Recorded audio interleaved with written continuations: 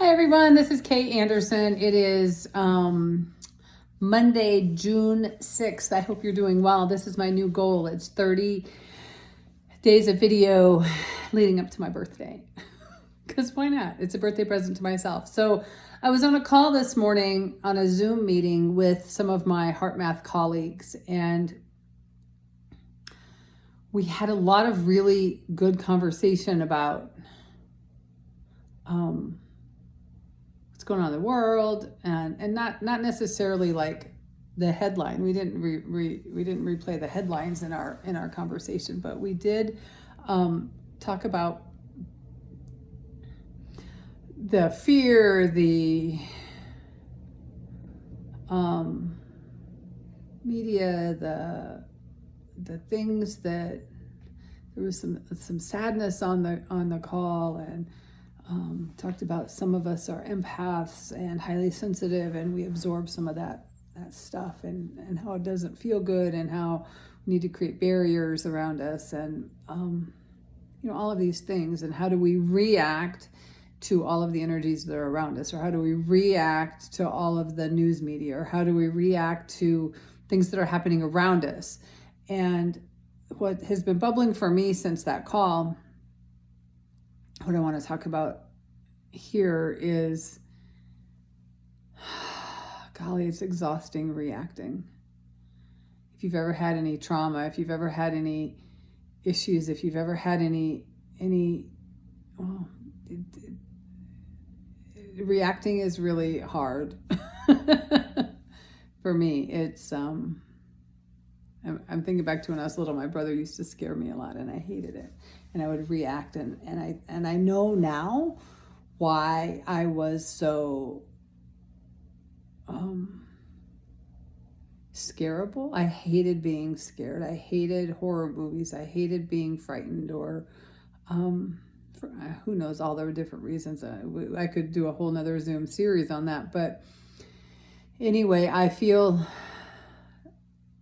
tired of reacting, and we talked about how do we not react to all of that, the media, the news, the headlines, the other people's fear, other people's conversations about their fear. And so we did it seemed like a really long, it wasn't a heart lock-in, but it was something like that. It's called Shift and Lift, where we breathe into our heart, and we keep that coherent heart rhythm going, and we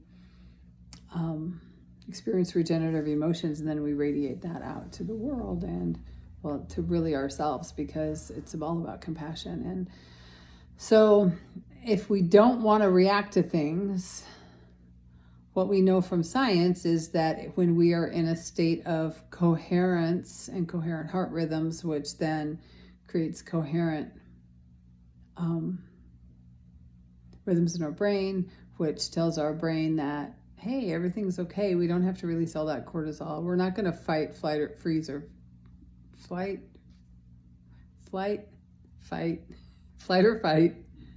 or flight, freeze. We don't have to do any of that. We just are in a state of coherence and being and sending love. We also talked about, this was a really cool conversation where we talked about love bombs. And somebody said that she had a conversation with somebody, and they were so mad at all the bombs that are being dropped in the world, and blah, blah, blah, blah, blah. And so when we start to look at humans as, this is really going out there, y'all. If each of us so I'll go back. As a human, I am a spiritual being having a human experience. I am a soul in here. My soul came down, incarnated into this body, and if we believe that, and if we believe that all souls are pure from God, from heaven, from love, from source, whatever you want to call it, whatever your belief is, if our souls come from source, and we are all part of source, then we are all part of one another. We are all part of this together.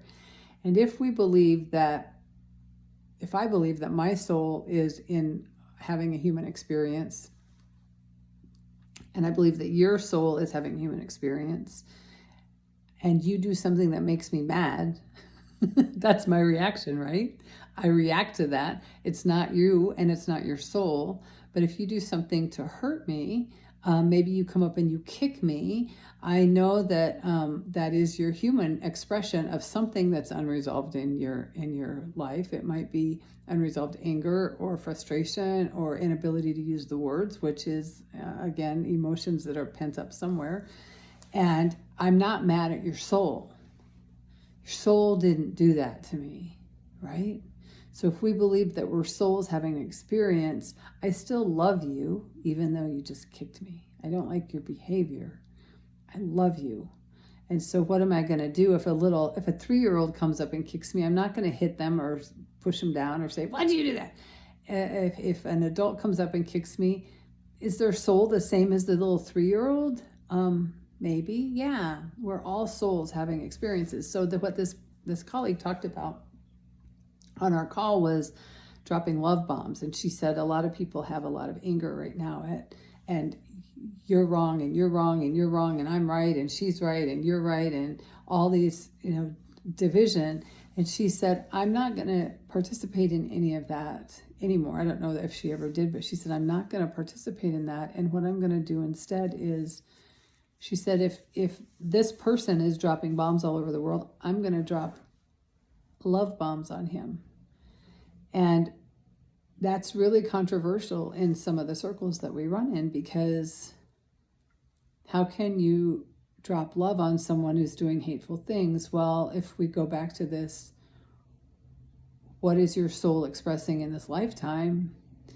There's still a soul inside that body. And then also the whole other piece is, how do we know what we're reading is the absolute truth? And is that person really doing all that? Maybe, maybe not. But what if we change that energy from hatred and fear to dropping love bombs or shooting love bullets or dropping love? I don't like any of those words, love bombs. I don't like bombs and I don't like bullets, but a love bubble around grieving communities, a love bubble around even the perpetrators, a love bubble around the people who are doing the shooting, the love bubble around the people who are committing the crimes, the love bubbles around the communities that need our love, that need uplifting. I think that's not only possible, well, it's definitely possible for me to do. It's not possible when I'm in my ego of I'm right, you're wrong, or we're right, they're wrong. That's all of the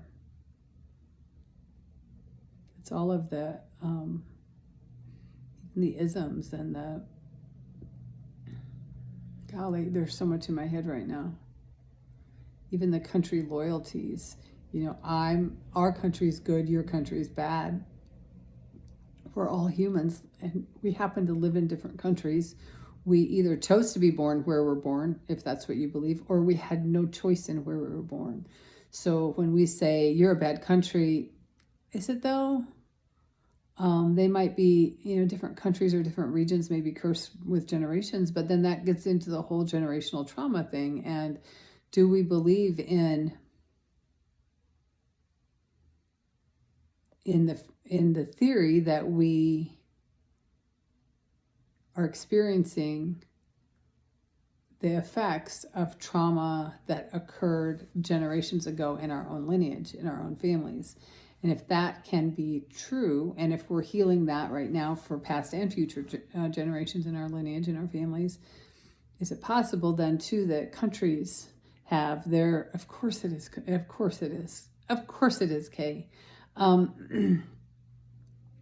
So any of the things that, any of the conversations that seek to separate, I'm right, you're wrong, you're right, I'm wrong, which most people would never say, we are right, they are wrong.